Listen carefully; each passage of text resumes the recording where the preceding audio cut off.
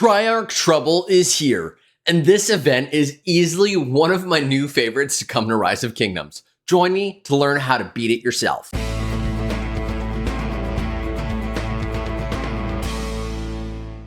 What is up, ladies and gentlemen? The new Triarch Trouble event has landed in Rise of Kingdoms, and it is easily one of my new favorite events to come to this game. The way Triarch Trouble works is very similar to a legacy game that we had within here called War of Ruins. And if you get the King's Glory event after neglecting your account for about 30 days, you can still get the War of Ruins event, but this is a new twist on that same game mode. And the big difference here is that Triarch Trouble allows you to have 3 different marches on your team, whereas previously in War of Ruins, you only get 1 march. Another thing to keep in mind here, in Triarch Trouble, you do not necessarily get to recruit all of your opponent's troops after you beat them. There are some nuances there in how this works. There's also limits on exactly how many troops you can really have within this event, and that's called out here in the rules. So let's take a look at these rules. You do have to be City Hall level 11, and you can join by yourself or with a group. Typically, I recommend that if you can, you join with some friends. You can invite people from your kingdom, you can invite people from your alliance. I think that's typically going to be the best call when you do this. Now, you may also be wondering, Chappy, which marches should I be using for this new, cool, exciting event? Well, there are a couple different marches that you're going to want to use. First, I do recommend you use the meta marches. So that's going to be Zhuge with Herman. And that's because you get the poison skill, which is really valuable when we talk about AoE. You are encouraged to swarm targets in this event, and I can show you guys how they call that out in the rules.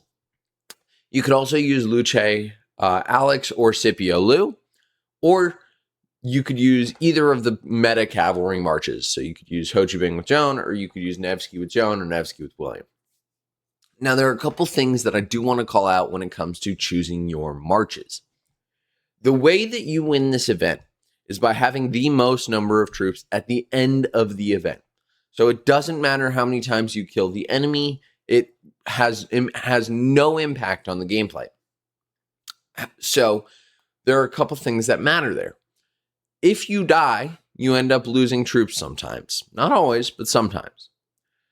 You typically do want to pick the faster marches. The other thing is, you only need 1 player on your team to do really well, right? To become the hegemon. And so what I typically recommend is if you're playing with friends, you have maybe 2 people play as cavalry and 1 person play with Scipio Lu. And that way, when your cavalry marches get targeted, you could just bring them to Scipio Lu, let him kill them, and become the hegemon. This matters because the hegemon, and we can show it in the rules here, the hegemon will actually get a march speed reduction. And so when you become the hegemon, you're not going to be able to move as quickly, and you will deal more damage, and you'll take more damage. And so even if you're a cavalry player and you become the hegemon, you actually can't catch anyone when you go to chase them. So as cavalry, it doesn't necessarily matter for becoming the hegemon, but the reason why I say have 2 cavalry and an infantry is because you typically want that infantry march to become the hegemon, because he's not going to be able to catch anyone anyways. And they're typically a little bit tankier than your cavalry marches. The other thing is it's going to be much easier to bring marches to your infantry to make them the hegemon. Now, a couple other things to consider. I've played this event, I don't know, maybe 15 times at this point. You don't get any of the buffs from, item buffs, holy site buffs, alliance tech. You don't get any of those when you play. It's really just pure commanders here. That's going to be what's going to make the biggest difference. So just keep that in mind as you go through and you play this event. I'll run through it right now just to show you how it goes. There's no guarantee that I'm going to win because I'm going to just choose to match. But these are the things that you do want to consider. As you can see here, after you defeat their troop, you can recruit some of their units. It is a little nuanced because they become these field mercenaries that you have to then pick up. But let's jump into the event and see what we can do. I'm going to choose to match, and I am going to go with Ho Chi Bing and Joan because I want to be that cavalry person. And you can win running cavalry if you want. It's just not always as easy. Now, again, you heard me mention earlier in the game that it does not necessarily matter if you kill people or not. And that's true. What I typically recommend is early on in the game, avoid all combat. Because again, it doesn't really matter if you beat anyone. So come over here, grab as much of these mercenaries as you can. I think this is a really good way to start the game because you end up starting with a bunch of troops. Now, let's see if this guy's got it all. At all powerful. Gerundo, you are my target. 71 million. So he's not bad. Let's see how this goes. Okay, this is not a fight I want to have. So let's use our quick march speed and get out of here. Again, it doesn't matter if you win. So now I'm going to lead him to Gerundo. Let's see if Gerundo can beat him. Okay, so when we beat this guy, actually, this is really important. When we do beat him, what you'll notice is my ally died and he didn't get any more troops. And the reason for that is those troops actually go out into the wilderness. So let's kill this guy real quick. And let's do this. Bye-bye, Mr. Gia. So as you can see, those troops disappeared, and now we recruited them. You have to recruit the troops if you want to be able to get them. That's kind of a nuance to this. It's a little annoying, but it's all right.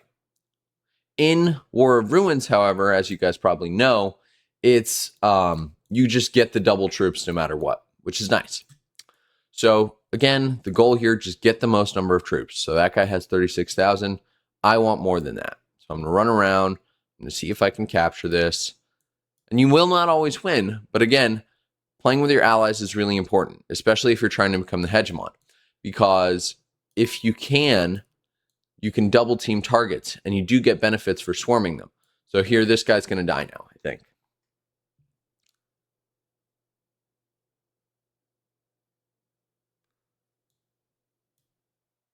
Here we go. He's gone. My ally picked that up. Let's grab this. There we go. I have 57 million or 57,000 troops. So now I just need to hide.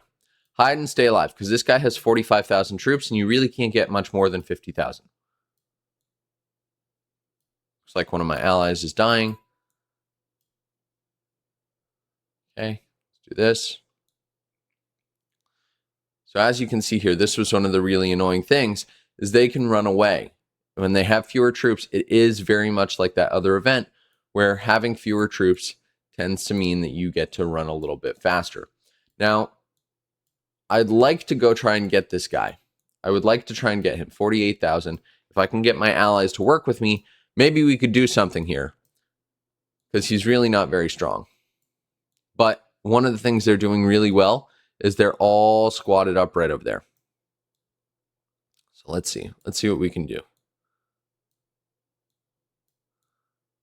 We got a minute 35. So again, beating him too early won't help me. I have 40,000. He has 50,000. Let's recruit that. Let's see, Gerundo. Let's bring someone over here. Yep, let's get him. Let's get him. Let's get him.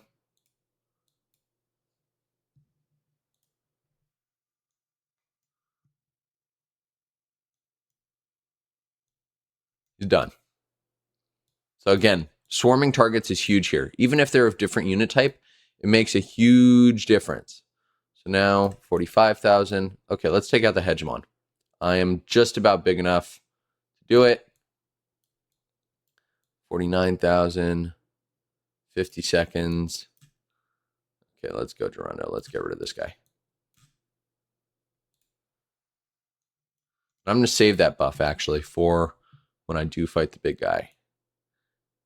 And what's interesting here is you don't actually have to beat the hegemon to become the hegemon. So he's got 52,000 troops. If I can pull in some of this guy's troops, that's going to be huge for me. 52,000. He's got 53. Okay, let's go for him, y'all. Now's the time. Now is the time. Kill the hegemon.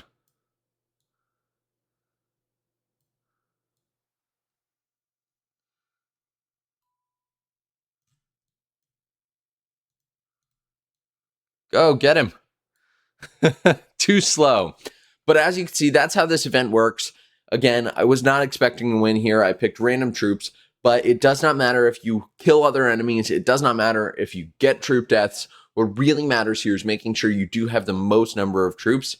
We are all cavalry here. In a perfect world, we might have had one of us be infantry or one of us be archers. But I hope that you've enjoyed. If you have, do hit that subscribe button right over there, the bottom right-hand corner. It helps me a lot. And drop a like on the video so other people can see this guide and hopefully win this event. Thank you all. Shappy out.